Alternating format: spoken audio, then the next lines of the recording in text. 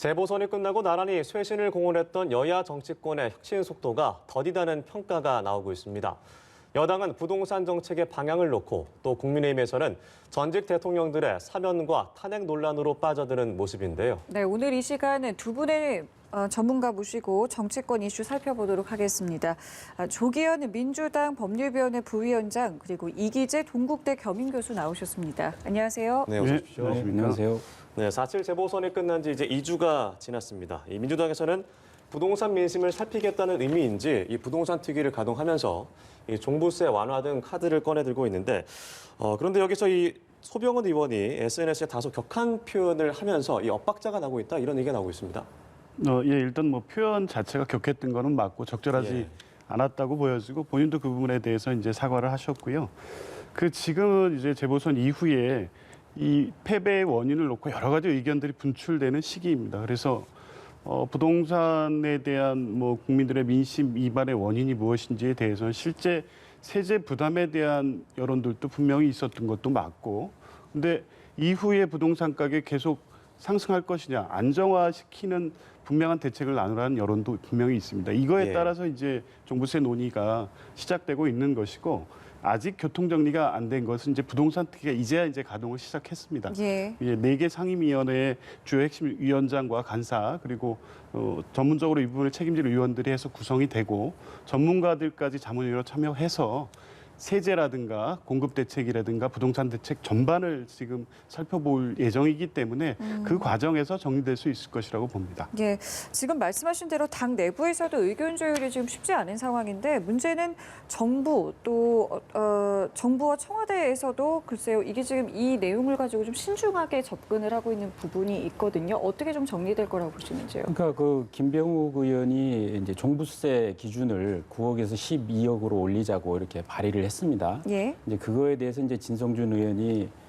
그렇게 하면 안 된다라고 이제 비판을 했고 그 분당을 지역구로 가졌기 때문에 그렇게 얘기하는 거 아니냐 이렇게 얘기를 하니까 또 그에 대해서 이제 김병욱 의원이 발끈했고 이런 이제 분쟁이 있다 보니까 이제 아까 말씀하셨듯이 소병훈 의원 같은 경우에는 입 닥치라 이런 식의 자극적인 표현을 쓰셨는데 그런 그 자극적 표현의 문제가 아니라 근본적 인식이 소병훈 의원은 근본적 인식이 이제 부동산이 이제 자리를 잡아가는데 왜 건드냐 이런 인식을 갖고 있거든요. 네. 그거는 지난번에 4.7 재보궐선거 때 국민이 보여준 민심하고는 궤를 달리하고 있는 겁니다. 뭐냐면 국민들은 현재의 부동산 정책이 매우 잘못됐다. 이게 실소유자들도 팔 수도 없고 그리고 가지고 있자니 계속 세금은 오르고 내가 무슨 잘못을 했기 때문에 세금을 더 이렇게 많이 내야 되느냐에 대해서 문제를 제기하고 있는 건데 그거를 마치 부자들에게 세금을 더 얻는 정책은 잘못된 것이 아니다라고 주장을 하고 있는 거거든요. 그래서 결국은 민주당과 그다음에 이제 그 청와대 그리고 정부가 과연 이 실거주 목적의 소유자들이 갖고 있는 이 부동산의 문제를 자꾸 투기로 이렇게 바라보는 그 관점, 이 관점의 문제를 정정하지 않고서는 대책을 마련하기 대단히 어렵다. 그런 측면에서 볼 때 정당은 어쨌든 간에 지역구의 유권자하고 항상 그 이야기를 듣는 입장이 있는 거기 때문에 훨씬 민도가 높습니다. 그런 거에 비해서 청와대는 기존의 정책 기조를 계속 유지하면서 그에 대한 성과를 내고 싶어 하기 때문에 결국 이제 마지막으로 하면 결국 레임덕 현상이죠. 그러니까 청와대가 바라보는 지향점과 정당은 정권을 재창출해야 되는 그런 방향성의 차이에 의해서 계속적인 혼선이 있을 수밖에 없다. 그러나 중요한 것은 결국 민심 아닙니까? 결국 국민들이 뭘 원하는지를 좀 이번에 민주당의 부동산 특위에서 천착해서 집중을 해서 좀 더 세제 개편, 그다음에 대출, 그리고 여러 가지의 규제들에 대한 합리적 해결 방안이 나오길 기대합니다. 네, 자 이런 가운데 민주당 전당대회가 이 예상보다 큰 주목을 받지 못한다 이런 뭐 의견도 나오고 있습니다. 당 대표나 최고위원이 이 쇄신책보다는 당심구에 좀 쏠려 있다 이런 지적이 있는데 어떻게 보십니까? 뭐 일단은 이게 지금 전당대회가 비대면 합동연설로 진행되다 보니까 확실히 그 관심도를 끄는 데는 좀 어려움이 있는 거는 분명해 보이고요. 예. 이 당대표 선거라는 게 주로 당원 투표로 이루어지기 때문에 당심을 제대로 이해하고 얻기 위한 선거가 될 수밖에 없는 선거고요. 근데 저희가 보기엔 적어도 민심과 당심 그리고 당원들의 생각 또한 이번에 재보선에서 패배한 부분에 대해서는 분명히 당이 혁신하고 쇄신해서 다음 대선에 승리하기 위한 어떤 분명한 방향을 제시하라는 게 이번 당대표에 대한 요구일 것입니다. 그래서 어쨌든 이번에 선출되는 당대표는 문재인 대통령과 함께 국정 그 마지막 해를 잘 안정적으로 이끌어서 국민의 신뢰를 다시 회복해야 되는 역할과 함께 9월에 선출되는 차기 대선 후보와 정권 재창출을 해야 되는 역할 두 가지를 다 부여받고 있거든요. 그래서 친문이냐 비문이냐를 가지고 이 후보를 평가할 수도 없고 실제 뭐 친문이 아닌 분이 이 당대표가 될 수도 없는 상황이고 세 분 다 당연히 대통령과 함께 국정을 책임지겠다는 당대표라고 보시면 맞을 것 같습니다. 이번 예. 전당대회에서 어떤 부분이 가장 큰 변수로 작용을 할 거라고 보세요? 그 뭐 이제 결정적으로는 실제 이제 내년 대선에서 예. 어떤 당대표와 함께 가야만이 정권 재창출에 성공할 수 있겠느냐 이 부분에 대한 당원들의 평가가 제일 중요하게 요소가 되지 않을까 이렇게 보고 있습니다. 예. 자, 그런가 하면은요, 국민의힘은 두 전직 대통령의 사면론이 불거지면서 혼란이 좀 가중되고 있는 모습인데요. 내부에서는 일각에서 이제 이러다가 이제 과거로 회귀하는 것이 아니냐라는 우려의 목소리도 나오고 있습니다. 현재 상황 어떻게 진단하고 계신지요? 그렇습니다. 지금 내부에서는 좀 복잡한 상황이죠. 왜냐하면 이제 두 시장님이 이제 당선된 이후에 대통령과 만나는 자리에서 또 사면 얘기를 꺼냈고 또 서병수 의원이 대정부질문에서 또 대통령이 탄핵될 정도로 위법한 일을 했느냐 이런 이제 문제 제기를 예. 하면서 이게 촉발이 됐는데 사실 그 두 사안은 조금 성격은 다릅니다. 왜냐하면 두 시장의 건의는 이제 좀 어느 정도 국민 통합 차원에서 전직 대통령의 사면을 통해서 화합의 길로 가지 않겠냐 되는 이 정도의 이야기인 것이지만 이제 서병수 의원의 질문은 거의 탄핵을 부정하는 것이기 때문에 그 문제에 대해서는 이제 당내에서 굉장히 혼란이 있다. 왜냐하면 김종인 위원장이 탄핵과 관련해서 대국민 사과를 통해서 과거를 매듭짓고 이제 미래로 가자라고 한 지 얼마 되지도 않은 상황에서 다시 이 얘기를 끊으니까 결국 탄핵의 강을 건넜다고 하더니 탄핵의 강은 건넌 게 아니라 여전히 우리 안에 맴돌고 있다 이런 생각들이 팽배해지면서 이에 대한 매듭을 어떻게 질 것인가를 갖고 이제 또다시 고민에 빠져 있는 상황입니다. 그런데 어쨌든 주목해야 될 점들은 사실 대통령 사면도 중요하겠지만 국민들에게 지금 사실 그것이 얼마나 큰 이슈이겠는가. 지금 코로나 상황에서 너무나 민생이 힘들어하고 있기 때문에 백신, 방역의 문제 그리고 자영업자들의 어떤 손실 보상의 문제 이런 것들이 화두이고 또 방금 전에 말씀드렸다시피 부동산과 관련해서 과연 이 집값이 2배까지 뛰어버렸는데 네. 이거를 계속적으로 과연 이 상황을 둘 것인지 과연 이사 공급 대책만으로 이것이 잡힐 것인지 잡힌다면 다시 원점으로 회귀할 수 있는 것인지 몇 %까지 집값이 조정받는 것이 합리적인 것인지 등 아주 복잡한 문제가 있는데 과거의 문제에 너무 미래에 집착하면서 예. 미래로 나가고 민생에 집중하는 모습을 보이지 못하면 크게 국민의힘이 다시 한번 국민으로부터 질타받을 수 있다. 이런 점에 대해서 굉장히 우려하고 있기 때문에 좀 더 합리적인 토론을 통해서 발전 방향이 나올 것이라고 기대하고 있습니다. 네, 이 사면을 거리하는 것과 탄핵을 부정하는 것은 다른 차원의 문제이기 때문에 이게 더 우려된다 뭐 이런 말씀하셨는데 일단 당 지도부에서는 이 사면론에 선을 긋는 모습입니다. 하지만 이제 도로한국당이라는 비아냥까지 듣고 있는 상황인데 청년 중도 민심이 다시 돌아서는 거 아니냐 이런 경계의 목소리도 나오고 있어요. 그렇죠.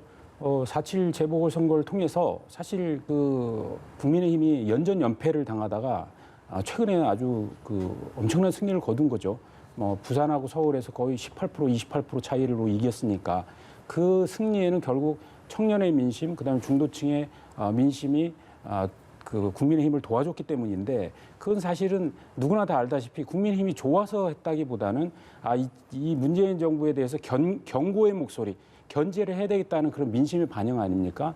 그러면 그 경고의 의미는 결국 무능한 문제, 그다음 위선의 문제에 대한 경고인데 그러면 이 선거 이후에 국민의힘이 국민에게 이 문제에 대해서 보답하는 것은 그 무능함을 국민의힘이 유능함으로 보여줘야 하고 위선에 대해서는 훨씬 더 도덕적 기준을 높여가면서 국민의힘이 훨씬 도덕적이고 정의롭고 공정한 세력임을 보여줘야 하는데 그런 쪽에 집중을 하지 않고 다른 문제에 집중하고 다시 네. 내부의 권력 싸움에 집중하는 순간 국민으로부터 크게 다시 한번 또 질책받을 수 있다. 이런 우려가 있습니다. 예, 이 사면론과 관련해서요. 문 대통령은 지난번 신년 기자회견 때 이어서 이번에도 원칙적인 입장을 내놨는데요. 이 내용은 좀 어떻게 들으셨는지요?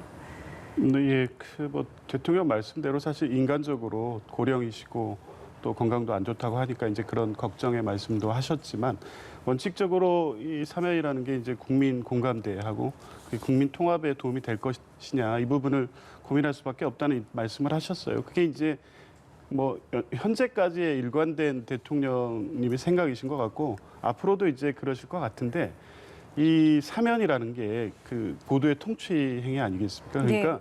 국민 여론이 압도적으로 높다고 해서 뭐 일방적으로 할 수 있는 것도 아니고 낮다고 하더라도 이것이 뭐 국민 통합이라든가 역사적으로 볼 때 이게 국가적 도움이 된다면 행사할 수 있는 게 사면권이긴 해요. 근데 여러 가지를 고심할 수밖에 없는 게 과거 사례를 보면 전두환 노태우 전 대통령에 대한 사면이 이제 YS 정권 마지막에 이루어졌거든요. 근데 그 이후에 전두환 대통령의 행태를 보면 과연 그게 적절했었느냐에 대한 의문을 계속 가질 수밖에 없는 것이거든요. 그래서 그런 부분까지 고려해서 대통령께서 숙고하실 거라고 보여지고 한 가지 꼭 말씀드리고 싶은 게 국민의힘에서 이제 사면론 얘기가 나올 수 있다고 봅니다. 뭐 그 전 정권 이명박 정부나 박근혜 정부에서 함께했고 정권에 참여했던 분들이 여전히 계시고 인간적으로든 정치적으로든 사면의 필요성 요구할 수 있다고 보는데 그 내용이 탄핵을 부정하는 방식으로 된다거나 이번 선거의 결과를 가지고 마치 2016년으로 되돌려도 된다는 방식의 그 입장으로 나오는 것은 매우 부적절하고 우려가 크다는 말씀을 좀 드릴 수밖에 없을 것 같습니다. 네, 임기 중에 사면을 단행할 수도 있다라는 일각의 분석도 있는데 좀 어떻게 예측하고 계세요?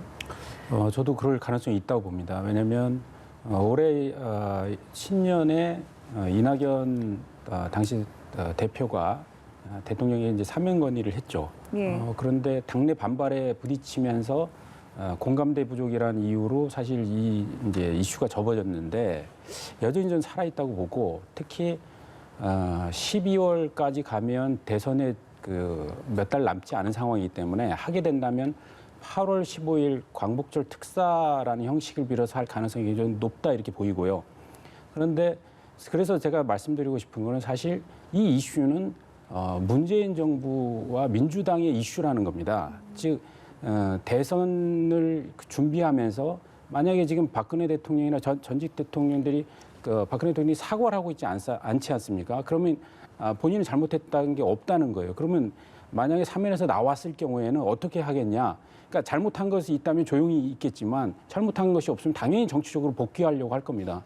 그러면 세력을 모을 것이고 그러면 결국 야권의 분열은 뭐 불을 보듯이 환한 상황이거든요. 그런 상황이기 때문에 이게 사실은 이 사면 카드는 언제든지 민주당이 주무를 수 있는 카드인데 왜 이거를 야당이 자꾸 문제를 제기하는지 예. 전혀 도움도 안 되고 오히려 상대를 이롭게 하는 행위를 하고 있다 이런 저는 그 말씀을 드리고 싶고 그런 차원에서 보면은 사면 카드는 분명히 있을 수 있다. 그러나 그것이 어떤 대선을 바라보는 어떤 정치적으로 이용되는 것에 대해서는 국민들도 주목하면서 이런 부분에 대해서는 비판적 시각으로 견지해야 될 거라고 생각합니다.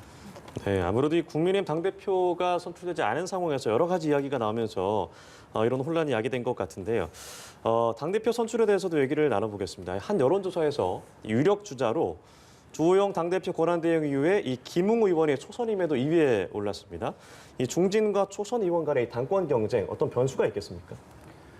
초선 의원들이 당대표에 뛰어드는 거는 굉장히 그 이례적인 일이고 그러면서 그런 측면에서 볼 때는 국민의힘이 상당히 역동성을 보여주고 있다는 측면이 있고요.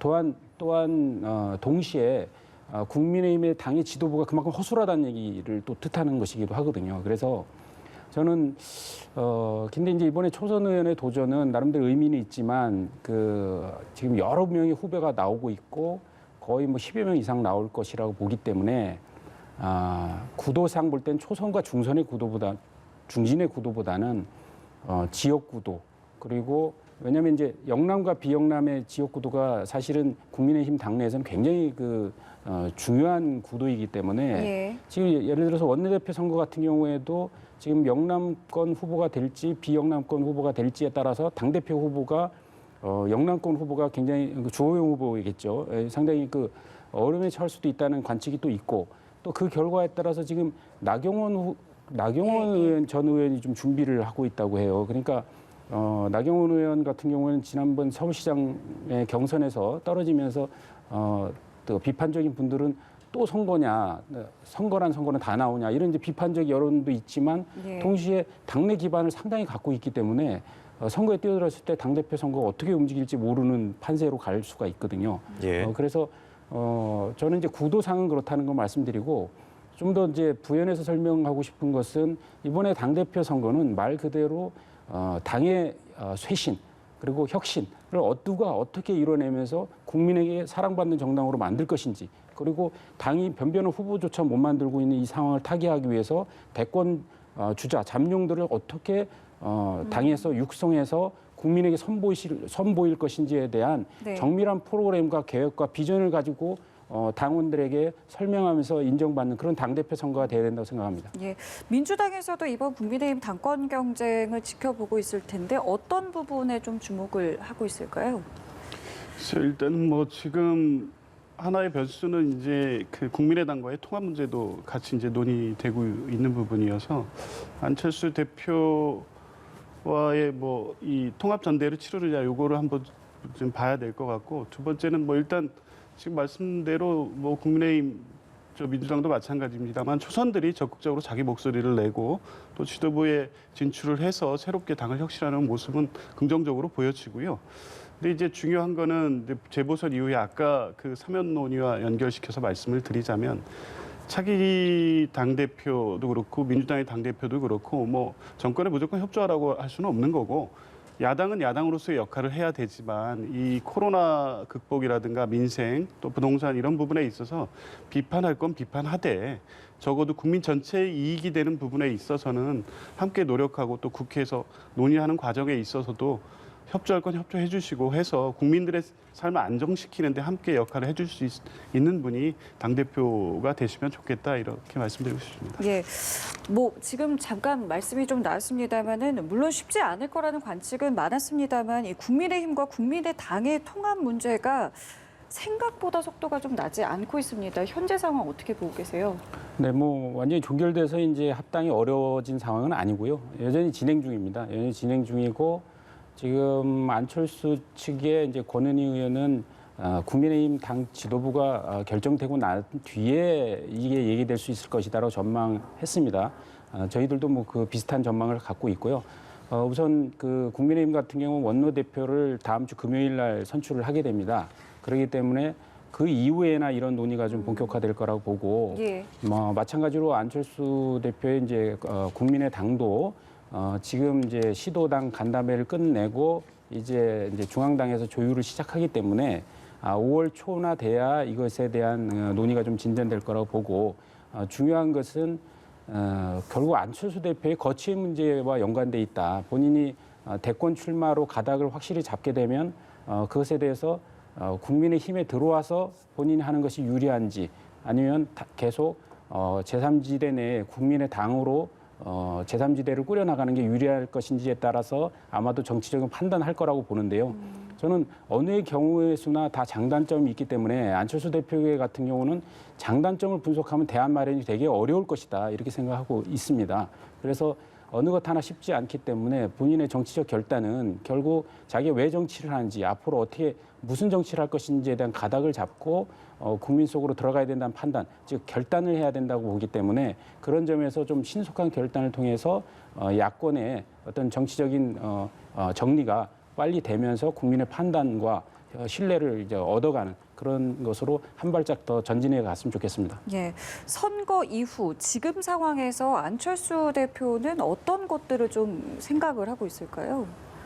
글쎄 뭐 여전히 그 언론에서 말씀하시기는 원칙적으로 정권 교체를 위해서라면 어떤 역할도 마다하지 않겠다는 입장을 밝히시는 걸로 알고 있는데 본인의 대권 행보를 항상 염두에 두고 계신 것 같아요. 그래서 국민의힘과의 통합 문제도 역시 통합의 시점, 예를 들면 그 통합 전대 방식의 통합은 흡수 통합이라는 걸 누구나 알기 때문에 예. 본인이 선택할 수 있는 입지라든가 선택지가 그렇게 많지 않은 것으로 보여지고요.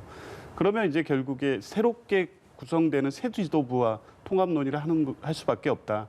그런 과정을 통해서 향후 본인의 대권 행보에서 가장 유리한 지형을 어떻게 만들 것인가 이런 부분이 고민이 아닐까 싶습니다. 예. 네, 이렇게 두 분과 함께 정치권 소식 짚어봤습니다.